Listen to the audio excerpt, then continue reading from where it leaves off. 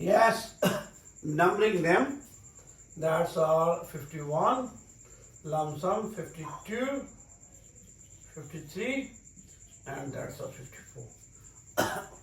If all sides of a square, a mensuration question, a question from geometry, if all sides of a square are double, the area of that square, number 1 A, is doubled. B, it might be triple. E remains same.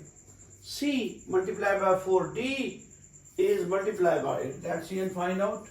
Let me draw a rough sketch of a square. Normally that is, each side of a square they are equal.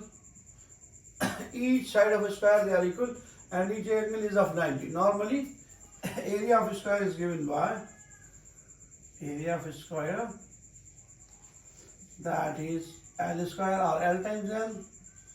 In both cases it is same, while it is normal case. Now we have to double its length.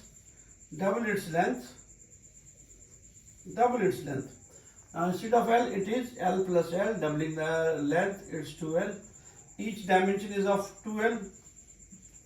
It's also 2L, it's also 2L. Its area is given by 2L times 2L. It will become 4L square. Normally, before expanding, before stretching, before making the side of the square double, its area is L square. When we double the sides, its area is 4L square. 4L square means area is 4 times the area of the original square. Area has been multiplied by 4. Area has been multiplied by 4 when we have doubled each side of the square. So, originally area is given by L square. After doubling the dimensions, each dimension has been doubled, each side has been doubled, its area is given by 4L square. Means its area has been multiplied by 4. Moving to our next question, moving towards 52 question, a good question. If 40% of the student in a class have blue eyes, and 20 of those students with blue eyes have brown hair, then what percent of the original number of the students have brown hair and blue eyes? If 40% of the students in a class, have blue eyes, and 20% of those students with blue eyes have brown hair, then what percent of the original total number of students have brown hair and blue eyes? In that case, we have given nothing. Nothing means in case of percent, we are going to take its percent as 100. We are going to take total as 100. Now we have given a student with blue eyes.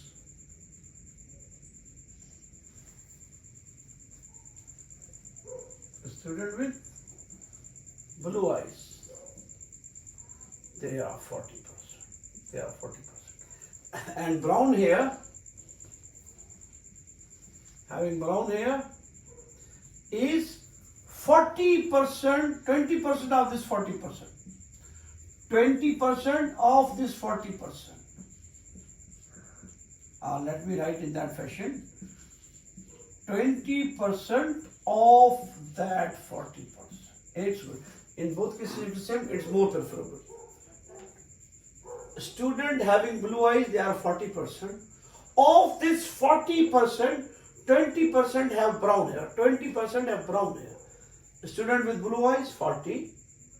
From this 40, within that 40, of this 40%, 20% have brown hair. 20% have brown hair and blue eyes. Now solve for this. 20 and there is 40%. 20 of 40% is going to be our 8. Introducing percent, it's going to be our 8%. In case of total is not mentioned, we have taken the percent as total as 100. 40% of 40 40% of 100 is 40. 40% of 100 is 40. Now, what is the 20% of this 40? What is the 20% of this 40? That's 20. 20% of this 40 it is 40 times 20 divided by 100, and we have 8.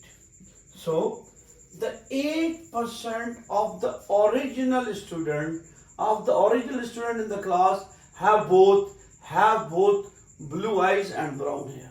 Blue eyes and brown hair. Blue eyes and brown hair. That's option number B. Moving towards next question, we have moving towards 53 question in lump sum. During a sale, Ariana purchases a sweater listed at $100 with 20% off and 7% sales tax. How much did she pay for the discounted sweater? The written price, the tag price on the sweater is $100.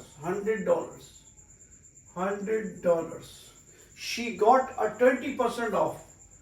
20% off. A discount of 20%. 20% of 100 is no doubt 20.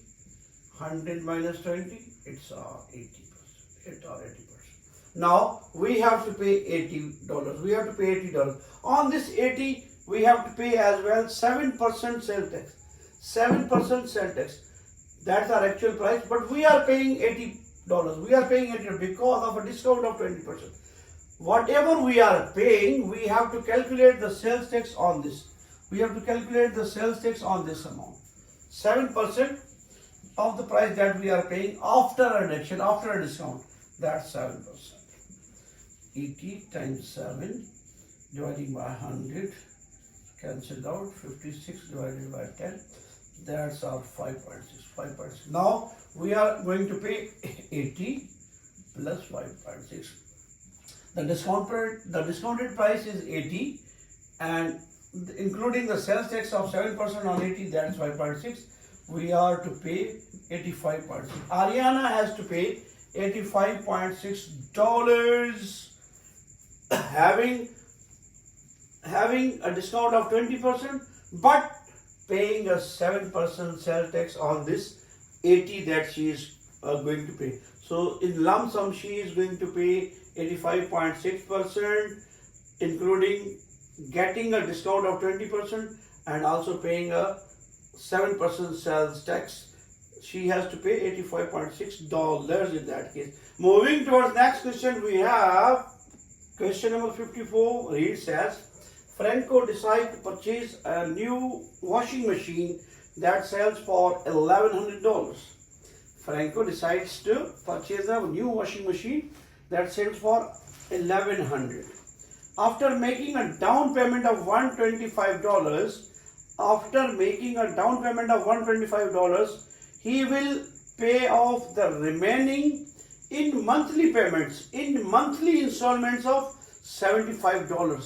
How many months will it take for Franco to pay off the new washing machine, to pay off for the new washing machine? The price is $1,100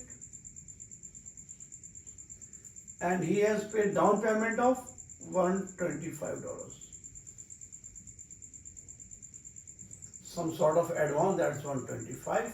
1100 minus 125, remaining is 975. The remaining amount he has to pay, having each payment or installment of $75. Payments of monthly payments of $75. So 975 divided by 75. 975 divided by 75. It is to give you 13. A year plus a month. 13 months he has to pay the installments of $75 to pay for the new washing machine. The remaining amount of $975. Franco has purchased a washing machine costing $1,100. he made a down payment of $125.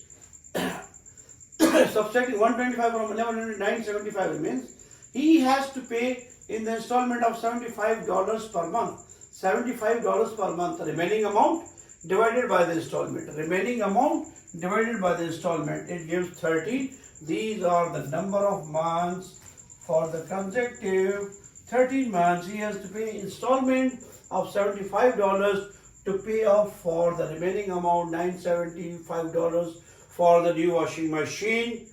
It's my tiny effort, you guys, to explain to you some wonderful questions, wonderful selections for SAT GMAT category. It's all by itself. Next.